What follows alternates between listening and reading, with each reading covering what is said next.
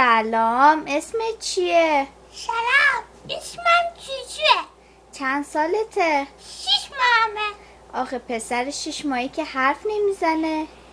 مگه چیه بده؟ نه خب ولی نباید حرف بزنی. برای چی نباید حرف بزنم؟ آخه تو خیلی کوچیکی. نیستم بابای من همسن من بود، 2 تا بچه هم داشت. وای الان داداشم داری یا خواهر؟ من چی میدونم؟ واه مگه نمیدونی؟ نه. خب میخوای برقصی؟ برقصم؟ آره. میخوام فیلمتو بذارم تو فیسبوک. پس خوب میتکنم. باش حالا بذار قرش بیاد. الان میذارم. برو قرتو بده، میخوایم بذاریم فیسبوک. باش.